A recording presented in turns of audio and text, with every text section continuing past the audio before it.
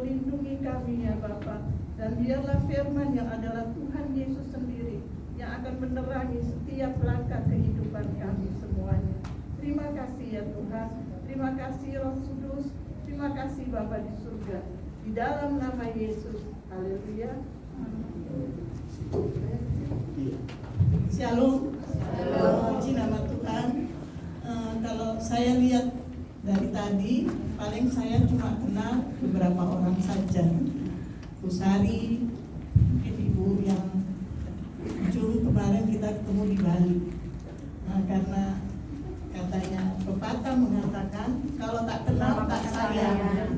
Makanya saya mau memperkenalkan diri. Saya Florence. Biasanya dulu kita beribadah bersama-sama dengan Bu Sari. Saya ibadah pagi di GGP Cempaka, terus sore saya selalu ibadah di GGP Pak Andre ya, Sola Gratia ya. Kalau tak kenal tak sayang, makanya saya sudah memperkenalkan diri. Saya dulu bekerja di BCA dan saya sudah pensiun tahun lalu ya, bulan Oktober tahun lalu. Dan saya sudah berjanji sama Tuhan, saya mau melayani Tuhan.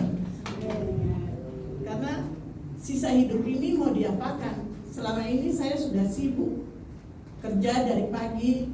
Nanti kalau sudah pulang sore, saya harus membawa anak-anak ke ibadah supaya mereka dekat sama Tuhan. Besok pagi saya harus kerja lagi. Demikian saudara perkenalan saya. Untuk tidak membuang waktu, kita buka dari Matius 7 ayat 21. Kita sambil berdiri ya, kita menghormati firman Tuhan. Kita membacanya bersama-sama.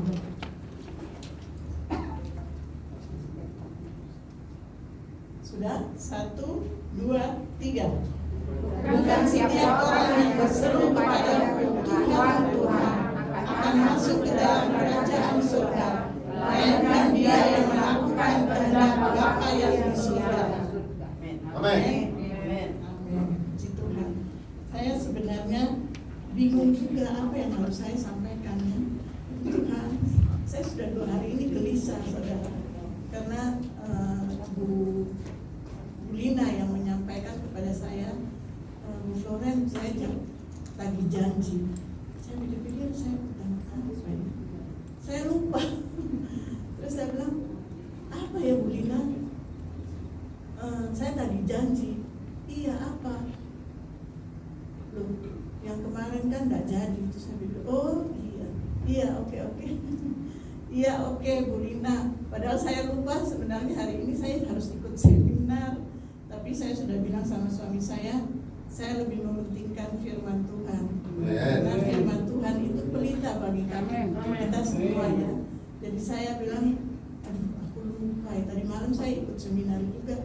Terus katanya jam 2. Aduh gimana ini, sedangkan nama itu sudah terdaftar dan saya sudah bayar. Tapi saya bilang sama suami saya, sudah pergi sendiri aja. Saya mau datang aja ke rumah Tuhan. Karena di situ ada kekuatannya, ada janji Tuhan yang luar biasa. Jika kita dipertanyakan, apakah engkau mengasihi Tuhan? Pasti kita akan menjawab, ya sudah. Tiap hari kita ibadah, kan kita mengasihi Tuhan. Saudara datang ke gereja, datang ke persekutuan wanita, pasti saudara kan sayang sama Tuhan. Amin. Sayang apa tidak? Sayang. Sayang ya. Terus ada juga yang bilang, aku sudah melayani Tuhan, aku aktif dalam pelayanan. Tapi Tuhan tidak ingin seperti begitu. Yang Tuhan inginkan yaitu kita buka dalam 1 Korintus 8 ayat 3. Nanti saya minta Pak Beni yang baca. 1 Korintus 8 ayat 3.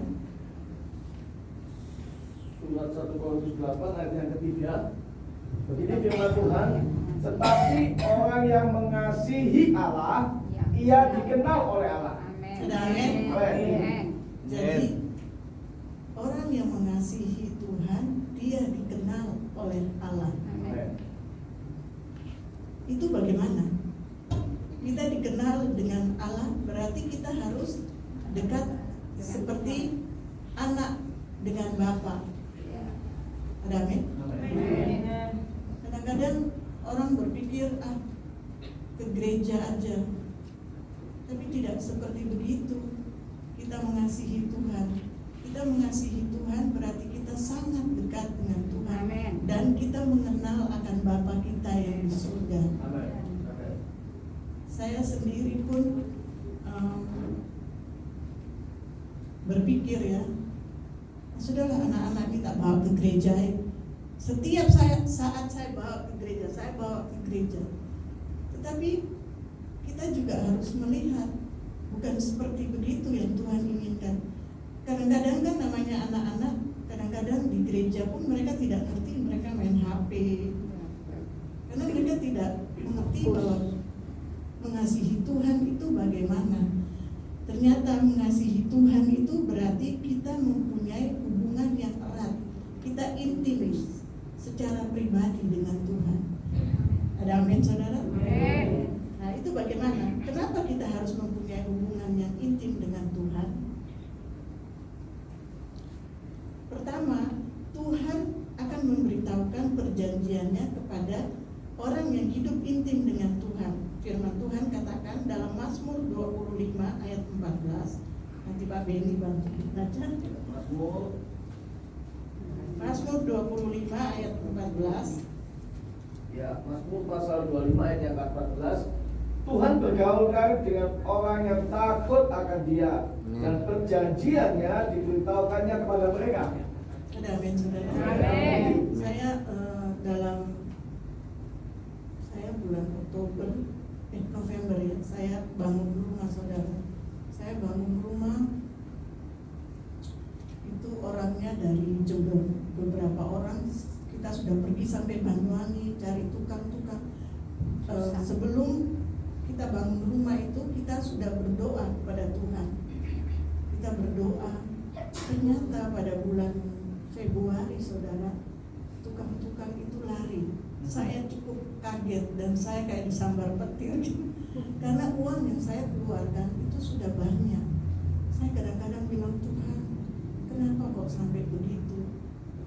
Tapi yang paling luar biasanya, sebelum tukang-tukang itu lari, Tuhan sudah taruh di hati saya. Nggak tahu saya itu punya kelebihan seperti begitu. Saya bilang sama suami saya, Pak, ini tukang-tukang ini lari, Pak. Enggak, pas hari itu hari Jumat. Enggak, mah besok itu mereka malam minggu. Kalau hari Minggu mereka libur. Enggak, Pak, Tuhan taruhkan di hatiku, mereka lari. Suamiku tetap tidak mau percaya. Akhirnya hari Jumat malam, saya kan rumahnya tidak terlalu jauh antara rumah yang lama dengan rumah yang saya bangun itu tidak terlalu jauh, saudara. Jadi saya bilang ini, ayo Pak, kita berdoa. Nggak tahu ya, hatiku gelisah betul. Terus akhirnya kita berdoa. Mulai dari yang saya bilang tukang itu tidak lari, saya nggak bisa tidur, saudara. Setiap jam 12 itu saya sudah bangun. Terus saya bilang, ini Tuhan, bagaimana ini Tuhan? Aku nih loh, padahal sudah bilang sama Tuhan, aku mau bangun rumah. Tuhan tolong. Tapi kok kenyataannya tukang lari. Terus lebih baik aku baca firman Tuhan saja. Karena firman itu kekuatan bagi saya. Saya baca firman Tuhan dan saya berdoa. Saya tidur lagi. Terus yang menjadi pikiran saya bahwa tuan rumah yang saya tinggal itu, dia selalu mengusir kita. Sudah tanggal piro ya kira, kalau enggak tak cas 2 juta, dia bilang gitu sama saya. Jadi saya itu menjadi beban sekali. Terus saya berdoa, Tuhan, bagaimana ini Tuhan, berikan saya hikmat Tuhan. Saya enggak mampu seperti begini. Kita kita kan harus bergaul karib sama Tuhan. Kalau kita mengasihi Tuhan, jadi kita ajak ngobrol sama Tuhan. Terus om saya bayar untuk, karena dia mengerti tentang bangunan, itu pun langsung tukangnya pulang, besok lusanya dia juga ikut mau pulang.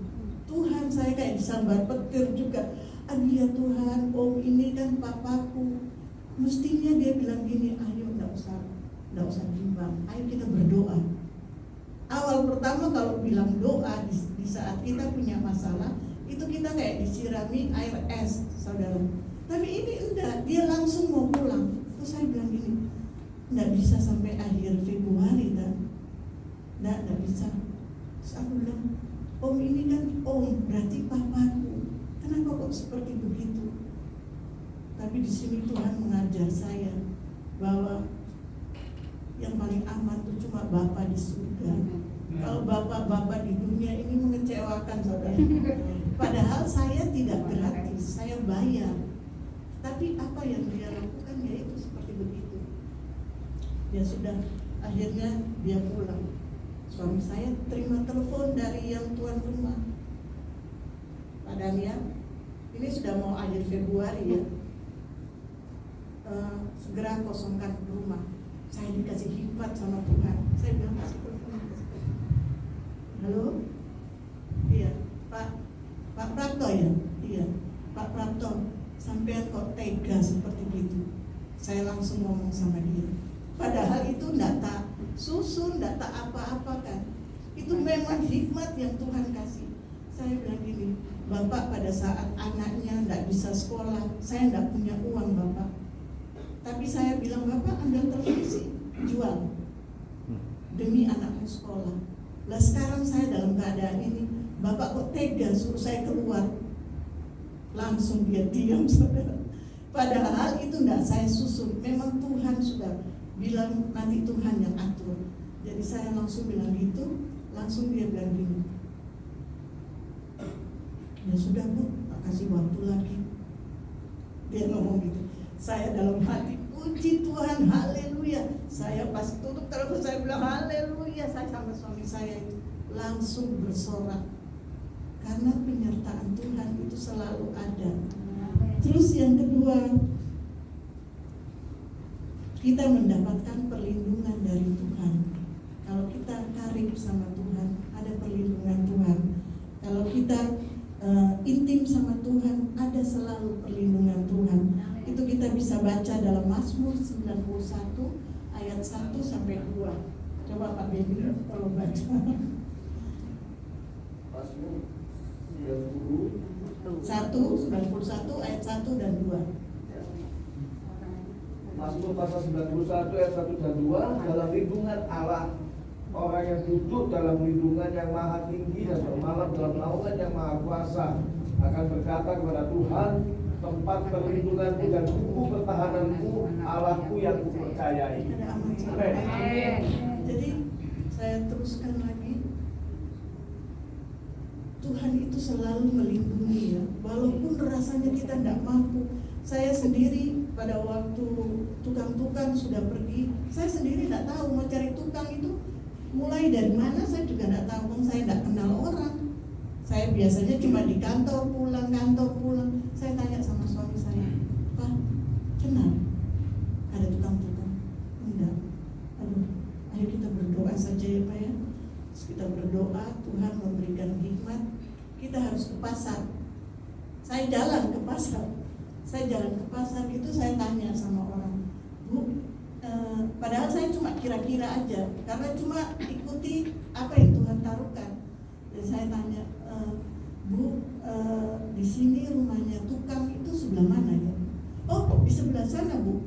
Saya langsung pergi. Pas saya pergi, dia baru selesai kerja, saudara. Dia baru selesai kerja. Terus saya bilang, saya tidak kenal dia. Saya bilang, Bapak biasanya tukang ya? Iya. Saya bisa minta tolong bangun rumah saya. Oh iya Bu, pas hari ini aku sudah selesai kerja. Aduh, dalam hatiku, Tuhan luar biasa ya. Terus saya bilang, Bapak bisa ke rumah saya. Nanti agak siangan ya, soalnya tadi malam saya bangunnya tidurnya agak telat, jadi saya nanti agak siangan saya ke rumah ibu. Ibu rumahnya di mana? Terus saya kasih tahu, terus dia pergi ke rumah.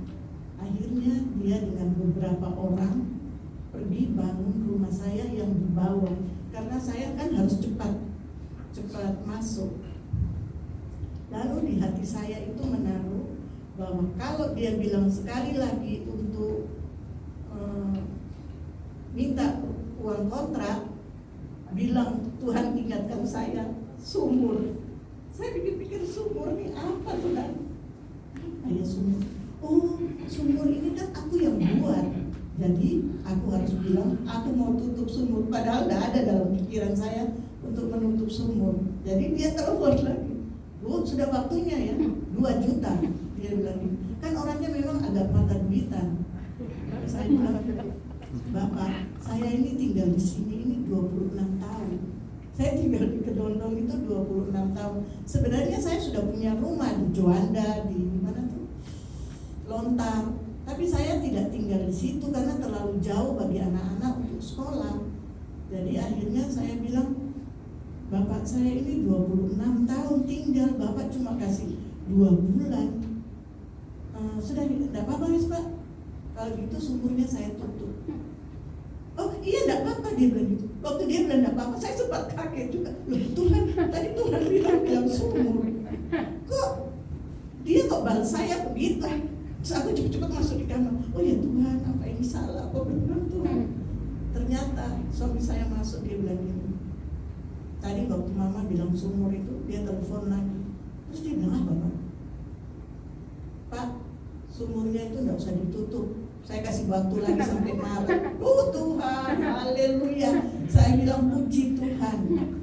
Tuhan itu ajaib ya. Terus yang ketiga, dari kalau kita mempunyai hubungan yang intim dengan Tuhan, kita menerima apa saja yang diminta kepada Tuhan. Jadi kita berdoa, kita minta sesuatu, pasti Tuhan akan mendengar. Akhirnya dengan seiring waktu, rumah saya di bawah sudah selesai. Saya mulai pindah pelan-pelan. Sebenarnya saya punya rumah di Juanda itu kosong, tetapi kalau saya mau pindah kan terlalu jauh dan barangnya terlalu banyak. Akhirnya mesti biaya ke sana, saya mesti boyong, sudah. Kita minta hikmat dari Tuhan, itu luar biasa. Akhirnya saya pindah, sudah selesai. Itu saya tidak bisa tidur terus. Selama saya bermasalah dengan rumah itu, saya selalu tidur itu di atas jam 3. Karena saya harus pakai waktu itu untuk doa, untuk baca firman, karena itu menjadi kekuatan bagi saya. Terus akhir Maret, 2 minggu sebelum akhir Maret, barang-barang sudah masuk semua. Terus saya bilang, kita berdoa, kita mengucap syukur, Tuhan itu baik, kita bisa masuk di rumah ini semua karena pertolongan Tuhan. Kalau enggak, tiap bulan itu harus dibayar 2 juta, orang itu tuh akan lulus. Nanti 2 juta, nanti dia kasih naik lagi karena kita butuh. Orang itu mata duitan sekali, saudara.